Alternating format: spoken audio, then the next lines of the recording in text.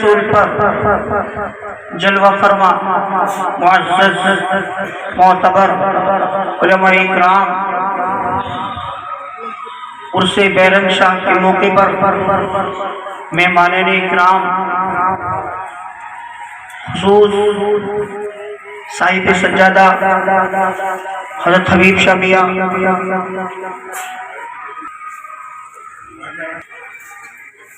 السلام علیکم ورحمۃ اللہ تعالی وبرکاتہ۔ وعلیکم السلام ورحمۃ اللہ وبرکاتہ۔ نحمده ونستعینه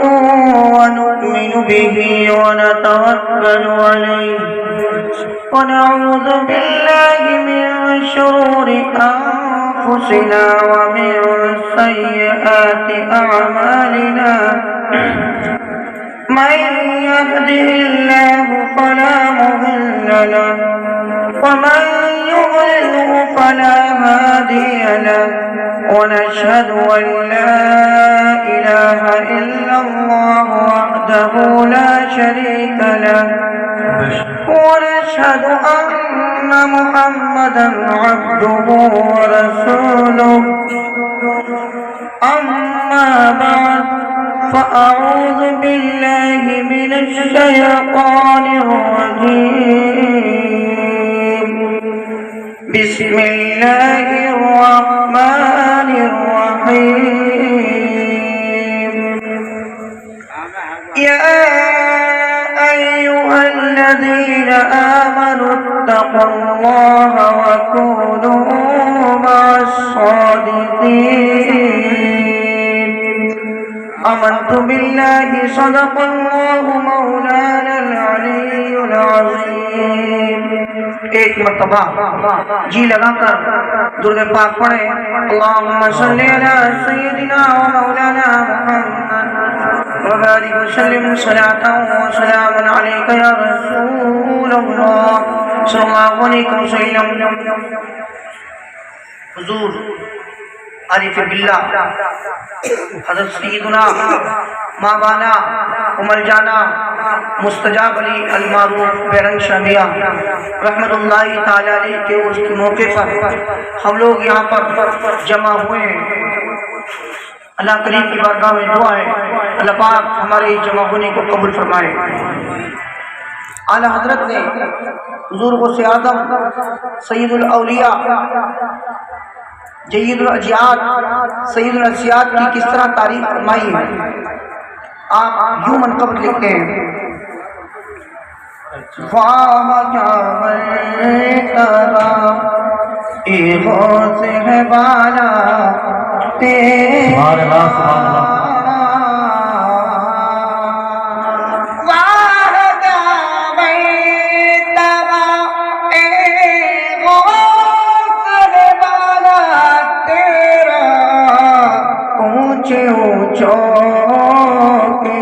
سر سے قدم آنا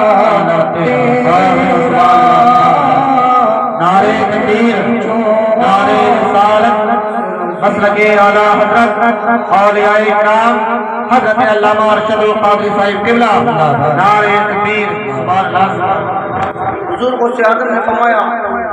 قدمی ہادی علی رغبت کل ولی اللہ، میرا یہ قدم سارے اولیاء کی گردنوں پر ہے۔ اس حکم کو مد نظر رکھتے ہوئے اعلیٰ حضرت کیوں پیش کرتے ہیں، سر بھلا کیا کوئی جانے ہے کیسا تیرا،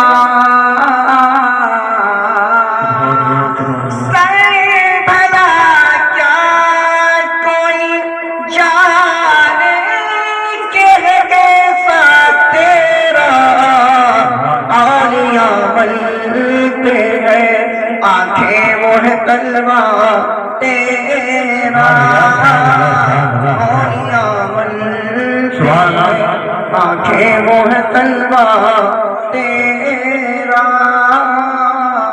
اور حضور کی بارگاہ میں عریضہ پیش کرتے ہیں، یا حبیب یا رسول اللہ تیری سرکار میں لاتا ہے رضا اس کو شفیع، تیری سرکار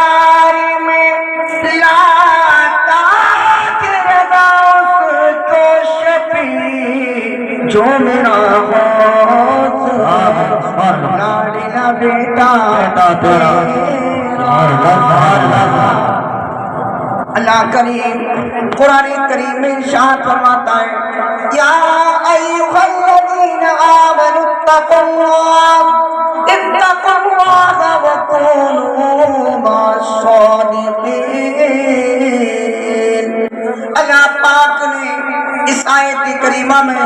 اپنے مومنین بندوں کو دو حکم عطا فرمائے۔ پہلا حکم اللہ پاک یہ فرماتا ہے اے ایمان والو، اے میرے بندو، اللہ سے ڈرو، اپنے معبود سے ڈرو۔ دوسرا حکم ارشاد فرماتا ہے اور سچوں کے ساتھ ہو جاؤ۔ اللہ پاک نے اس آیت کریمہ میں دو حکم دیے۔ ایسا کیوں فرمایا؟ پہلا حکم جب ہم نے غور و فکر کیا تو یہ پہلا حکم ایسا جامع حکم ہے کہ تمام احکام اسی کی وجہ سے انسان کے لیے آسان ہو سکتے ہیں اور تمام مشکلات اسی کی وجہ سے انسان سے ٹل سکتی ہیں۔ جب انسان اس آیت کریمہ کے پہلے چست پر عمل کرے گا اور اللہ سے ڈرے گا، جب وہ چلے گا اللہ سے ڈرے گا، بیٹھے گا اللہ سے ڈرے گا، کسی سے تجارت کرے گا اللہ سے ڈرے گا، جب وہ نماز پڑھے گا اللہ سے ڈرے گا، تو یاد رکھو اس کی وہ تجارت شریعت کے خلاف نہیں ہو سکتی۔ جب وہ اللہ سے ڈرے گا تو وہ بازاروں میں بھی اللہ کو یاد رکھ کر چلے گا، اس کے ذریعے کسی کو نقص نہیں پہنچ سکتا، کسی کا نقصان نہیں ہو سکتا۔ جب بندہ اللہ سے ڈرے گا تو بندہ جھوٹ نہیں بول سکتا، جب بندہ اللہ سے ڈرے گا تو بندہ کسی کے ساتھ بیانتداری کے علاوہ کام نہیں کر سکتا، جب بندہ اللہ سے ڈرے گا کسی کو نقصان نہیں پہنچائے گا، کسی پر ظلم و زیادتی نہیں کرے گا، جب بندہ اللہ سے ڈرے گا زکات ادا کرے گا، روزوں میں پابندی کرے گا، جب بندہ اللہ سے ڈرے گا زنا نہیں کرے گا، جب بندہ اللہ سے ڈرے گا تو بندہ جوا نہیں کھیلے گا، جب بندہ اللہ سے ڈرے گا تو بندہ شراب نہیں پیے گا۔ یہ ایسا حکم اللہ پاک نے فرمایا کہ جب بندہ اللہ سے ڈرے گا تو سارے احکام پر اس کے لیے عمل آسان ہو جائے گا۔ یہ ہے رب کریم جو اپنے بندوں پر کرم فرماتا ہے، وہی رب ہے جس نے تجھ کو ہمارا کرم بنایا، وہی رب ہے جس نے تجھ کو ہمیں کرم بنایا، ہمیں کرم بنایا، ہمیں بھیک مانگنے کو تیرا واسطہ بتایا۔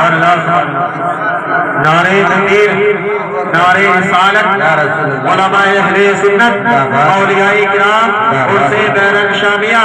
حضرت علامہ ارشد قادری صاحب قبلہ، مدرسہ الجامعۃ النوریہ قریشیہ نرمت نگر، نعرہ تکبیر، اللہ پاک نے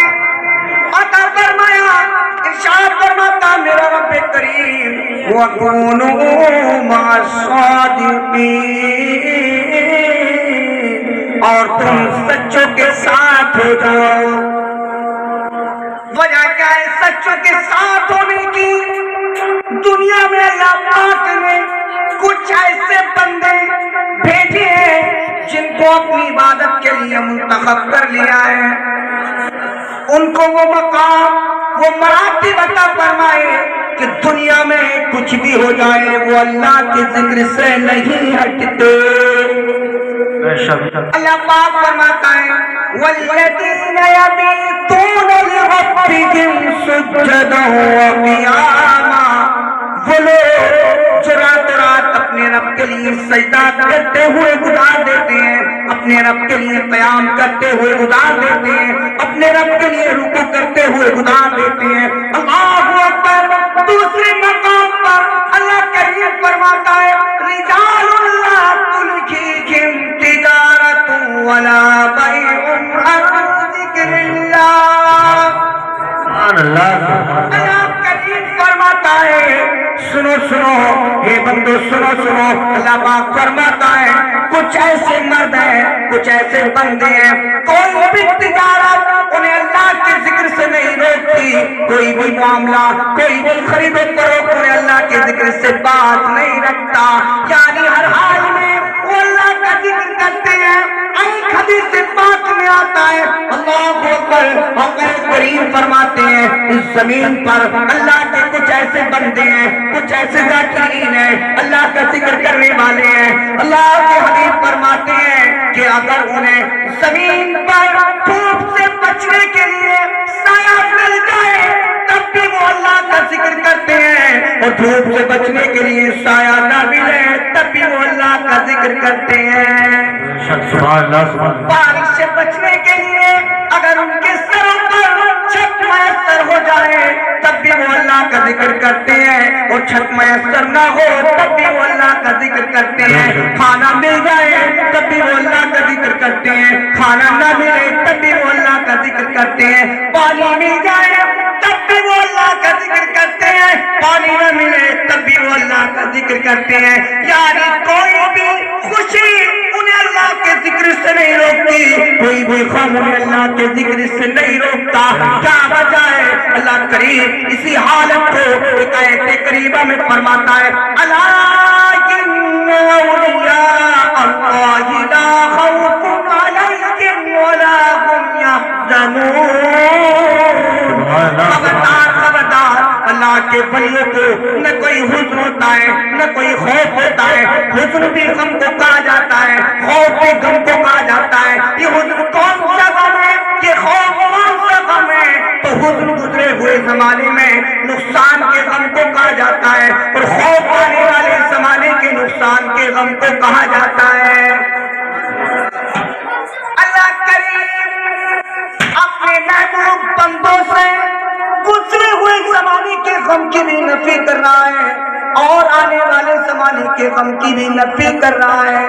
اللہ پاک فرماتا ہے جیسے آج ہمیں اور آپ کو غم ہو جاتا ہے انسان سوچتا ہے کاش یہ کاروبار جو میں آج کر رہا ہوں یہ کاش میں 10 سال پہلے کرتا تو مجھے اتنا فائدہ ہو جاتا کاش میں یہ فصل نہ لگا کر یہ فصل لگا دیتا مجھے اتنا فائدہ ہو جاتا یہ گزشتہ زمانے کے نقصان کا غم ہے آنے والے زمانے کے نقصان کا غم یہ ہوتا ہے انسان یہ سوچتا ہے یہ میں نے کاروبار کر لیا اتنا میں نے سامان خرید لیا معلوم نہیں اس کا بھاؤ کیا رہے گا مارکیٹ اور بازار میں کتنی قیمت کا ہوگا اسی غم میں رہتا ہے ایسا نہ ہو جائے بے موسم بارش ہو گئی فصل میں نقصان نہ ہو جائے کوئی نقصان نہ ہو جائے کوئی گھاٹا نہ ہو جائے لیکن اللہ کے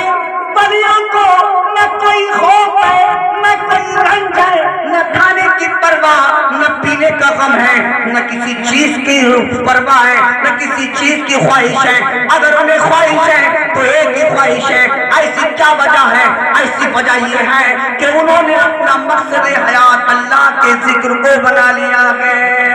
سبحان اللہ سبحان اللہ اللہ کا ذکر کتنی بڑی شے ہے آؤ اللہ کے ذکر کو دیکھو کتنی عظیم چیز ہے اللہ کریم وہ جو اللہ کا ذکر کرتے ہیں انہیں اللہ کے ذکر سے مقصد ہوتا ہے ان کا اٹھنا ان کا بیٹھنا ان کا چلنا ان کا پھرنا ان کی چلوت ان کی خلوت اللہ کے ذکر سے خالی نہیں ہوتی وہ ہر وقت اللہ کا ذکر کرتے ہیں اللہ کا ذکر کیسا ہے اللہ اکبر سنو سنو جب بندہ اللہ کا ذکر کرتا ہے تو اللہ کریم اس کا ذکر کرتا ہے اس کا چرچا کر دیتا ہے اللہ کریم قرآن پاک میں ارشاد فرماتا ہے فَاذْكُرُونِي أَذْكُرْكُمْ اے میرے بندو تم میرا ذکر کرو میں تمہارا چرچا کر دوں گا اللہ کریم ذکر پر کتنا ابھار رہا ہے اپنے بندوں کو کیسا ذکر کرنے کے اعلان کر رہا ہے ایک قرآن میں اللہ پاک ایک جگہ یہ فرماتا ہے هَلْ أَتَى عَلَى الْإِنسَانِ حِينٌ مِّنَ الدَّهْرِ لَمْ يَكُنْ شَيْئًا مَّذْكُورًا سبحان اللہ اے میرے بندو سنو سنو اس پوری سورت کا نام اللہ کریم کریم نے سورۃ الدہر رکھا، زمانے کی صورت، ہم نے اس میں زمانہ اتار دیا، ہم نے اس میں زمانے کے بارے میں اتارا۔ اللہ کریم نے سورۃ الدہر کے اندر جس کا نام زمانہ رکھا، زمانے کی صورت ہے۔ اے میرے بندے سنو، اللہ کریم فرماتا ہے پہلی آیت میں، میرا رب کریم فرماتا ہے کہ انسان پر ایک ایسا زمانہ گزرا جس میں وہ مذکور نہیں تھا،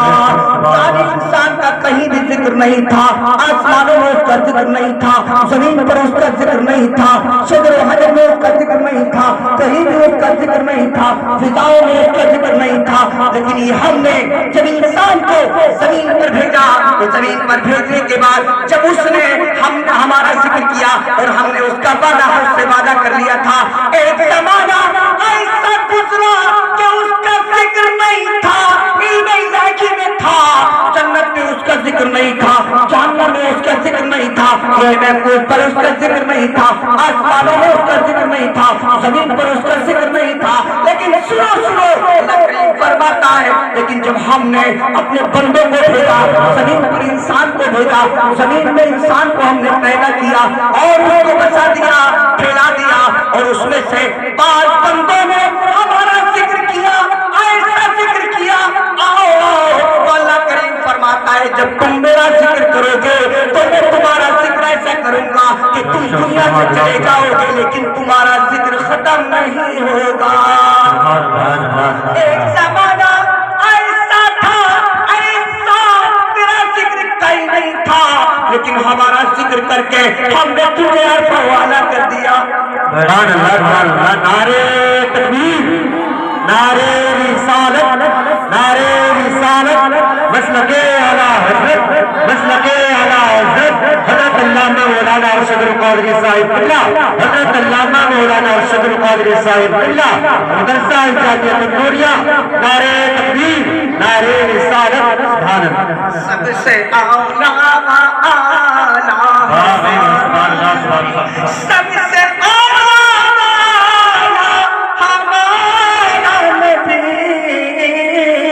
سب سے بالا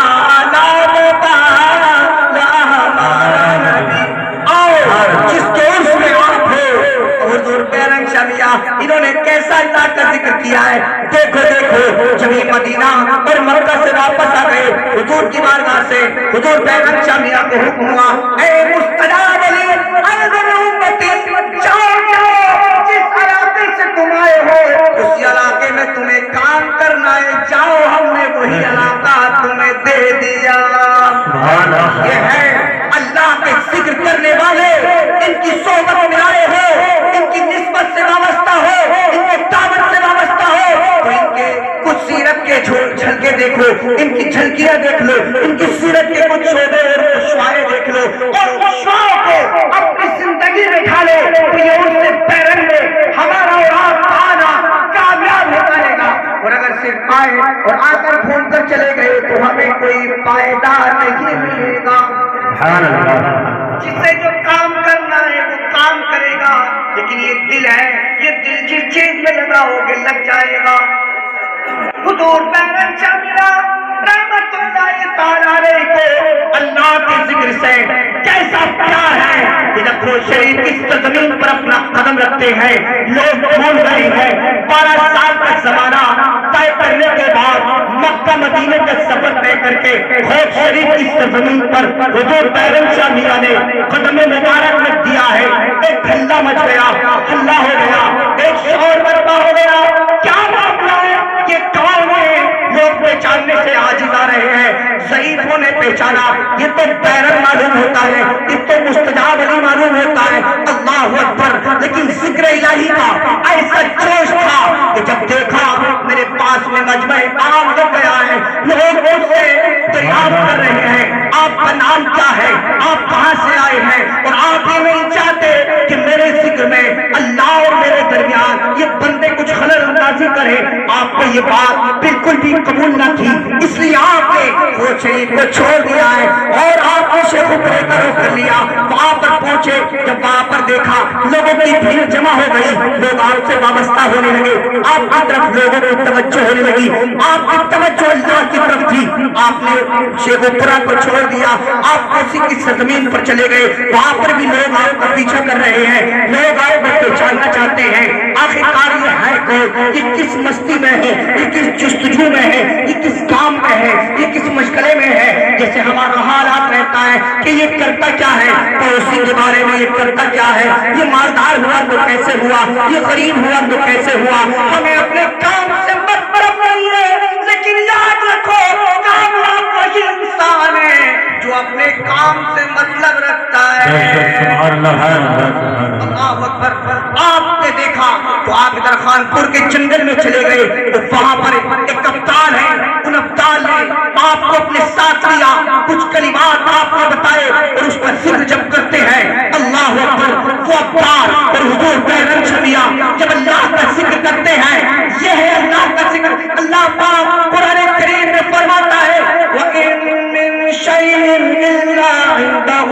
لَا يُسَبِّحُونَهُ وَلَٰكِن لَّا تَفْقَهُونَ تَسْبِيحَهُ۔ اللہ کریم فرماتا ہے وَإِن مِّن شَيْءٍ، کوئی بھی شے ایسی نہیں جو اللہ کی تسبیح کرتی ہے، لیکن اے لوگوں اس کی تسبیح، ان کی تسبیح سمجھ نہیں پاتے۔ جب حضور بیرن شمیہ بیابان جنگل میں بنوں میں ایک ابدال کے ساتھ اللہ کا ذکر کرتے ہیں تو لوگوں نے کیا دیکھا کہ جو وہاں کا شیر تھا، جو جنگل کا بادشاہ کہلاتا ہے، اللہ کے ذکر میں وہ بھی مشغول ہے۔ وہاں کی ہرن ہے، نیل گائے ہے، جو بھی جانور ہے، بکری ہے، جو پرند ہے، جانور ہے، حیوانات ہے، یہ ساری چیزیں اللہ کے ذکر میں مشغول ہیں اور آپ کے ساتھ اللہ کا ذکر کر رہے ہیں۔ اللہ اکبر۔ شیر کی عادت ہے کہ وہ بکری پر حملہ کر دیتا ہے، لیکن جب حضور بیرن شمیہ کے ساتھ اللہ کا ذکر کر رہے ہیں تو بکری بھی بے خوف ہے، شیر بھی آرام سے ہے، حملے کی کوئی نیت نہیں ہے اور بکری کو اپنی جان کی پرواہ نہیں ہے۔ اس سے معلوم ہوا کہ جو اللہ کے ذکر میں آ جاتا ہے اللہ پاک اس کو معمول کر دیتا ہے، محفوظ کر دیتا ہے۔ سبحان اللہ۔ نعرہ تکبیر، نعرہ رسالت، علماء اہل سنت، مسلک اعلی حضرت حضرت بیرن شمیہ، حضرت علامہ مولانا ارشد القادری صاحب قبلہ، نعرہ تکبیر، نعرہ رسالت۔ نگاہ بلی وہ تاثیر دیکھی، نگاہ بلی میں وہ تاثیر دیکھی، بدلتی ہزاروں کی تقدیر دیکھی۔ اللہ اکبر۔ یہ ہے اللہ والوں کی شان۔ جب آپ نے یہ دیکھا کہ یہ سارے جانور بھی اللہ کا ذکر کر رہے ہیں تو آپ نے اللہ کے ذکر کو اور بڑھا دیا اور بڑھا دیا۔ اس لیے آپ جب اللہ والوں کی صحبت میں آؤ گے تو آپ پر ان کا اثر رہے گا، ان کی سیرت سنو۔ یہی تو مطلب ہے اس نعرے کا کہ آپ ان کی تاریخ مثال میں جمع ہو جاؤ اور جمع ہو کر اللہ والے، اللہ کے محبوب بندے کی سیرت کی کچھ جھلکیاں سن لو، کچھ جھلکیاں بیان کر لو، اس جھلکیوں سے سبق حاصل کر لو، اس جھلکیوں کو اپنی سیرت میں ملا لو، اپنی عادت میں ملا لو۔ یہ حضور بیرن شمیہ رحمت اللہ تعالیٰ علیہ ہے کہ جب آپ مکے کا سفر کر رہے ہیں، مکے کا سفر کرتے کرتے آپ کو ایک اللہ کے ولی سے ملاقات ہوتی ہے، انہوں نے آپ کو سمندر میں پھینک دیا ہے۔ آپ فرماتے ہیں میں بے ہوش ہو گیا، مجھے پتہ نہیں چلا، سمندر میں مجھے گرنے کا ہوش ہے، میں سمندر میں گرا ہوں، اس کے بعد میرے ساتھ کیا ہوا کوئی پتہ نہیں۔ اللہ اکبر۔ جب آپ نے ہوش آیا اور آپ نے کیا دیکھا کہ میں ایک باغ کے قریب ہوں اور اس باغ میں درخت لگے ہوئے ہیں، اس باغ میں کوئی اس طرح والے نہیں ہے، کوئی دیکھ بھال کرنے والا نہیں ہے۔ جب میں باغ کے باہر آیا تو دیکھا کہ ایک بزرگ ہے، وہ ایک بزرگ ہے جو میرے مکان پر آئے تھے اور میں نے ان سے حکمے کے لیے کہا تھا تو انہوں نے انکار کر دیا تھا۔ اس بزرگ نے جب مجھے دیکھا تو فرمانے لگے اے بیرن، اے مستجاب، میں تو تمہارا انتظار کر رہا تھا، بڑی تاخیر ہو گئی، تم اتنی تاخیر سے کیوں پہنچے؟ آؤ آؤ، تمہیں بھوک لگی ہے، کھانا کھا لو، میرے ساتھ کھانا کھا لو۔ آپ نے کھانے سے انکار کر دیا اور آپ نے فرمایا اے درویش، اللہ کے محبوب بندے، سنو سنو، آپ نے میرے یہاں پر حکم نہیں دیا تھا، میں آپ کے یہاں کھانا نہیں کھاؤں گا۔ سیرت دیکھو، ایک ایک قدم دیکھو، ایک ایک سیرت کا پہلو دیکھو، سوچو اللہ اپنا محبوب بندہ کیسے بنا دلوں سے کیسے چھینتا ہے. یہ ہیں اللہ کے محبوب بندے جن کے دلوں میں دنیا کی اہمیت نہیں رہتی, دنیا کی پرواہ نہیں رہتی. انہیں کوئی حسن نہیں ہوتا, کوئی خوف نہیں ہوتا, کوئی رنج نہیں ہوتا, کوئی کسی چیز کی خواہش نہیں ہوتی. آرزو ہوتی ہے, تمنا ہوتی ہے, ایک اللہ کے ذکر کی ہوتی ہے, اللہ کو راضی کرنے کی ہوتی ہے. وہ بزرگ فرماتے ہیں اے مستجاب, اگر آپ ہمارے یہاں کھانا بغیر عوض کے مہمان نوازی کے طور پر نہیں کھا سکتے ہیں تو سنو ہمارے یہاں پر آپ کچھ کام کر لو اور کام کے عوض میں کھانا کھا لو. ہم ترستے, ہم سوچتے ہیں ہمیں کہیں سے کوئی ایسا فائدہ ہو جائے, بغیر محنت کے فائدہ ہو جائے, چاہے کسی بھی پائیدان پر, چاہے کسی بھی سیڑھی کی پیری پر ہمیں قدم رکھنا پڑے, کسی جرم کا ارتکاب کرنا پڑے, چاہے ہمارے گلے میں گناہوں کا ٹوپ ڈال دیا جائے, لیکن دنیاوی متاع اور سامان مل جائے. لیکن سوچو ہمیں اللہ کے محبوب بندے کی اس کے موقع پر, اس کے وصال کی تاریخ پر جہاں جمع ہوئے ہیں, ہمیں یہ درس لینا چاہیے کہ اگر ہمیں کھانا کھایا جائے تو ہم اپنی محنت کی کمائی کا کھائیں. آج ہم لوگ جو لڑے مرے جا رہے ہیں,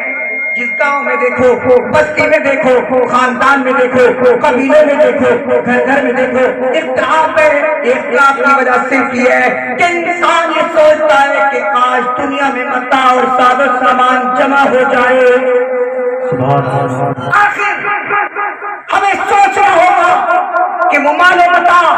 جمع کرنے کی سزا کیا ہوگی اگر ہم نے شریعت کے خلاف ورزی کی ہوگی. ہم ایک ایک قدم اٹھائے, اس لیے اللہ کریم فرماتا ہے وَقُولُوا مَعَ الصَّادِقِينَ, اے ایمان والو سچوں کے ساتھ ہو جاؤ. جب بندہ سچوں کے ساتھ ہو جاتا ہے تو صحبت کا اثر آ جاتا ہے. صحبت سوالے تورا سوالے کند,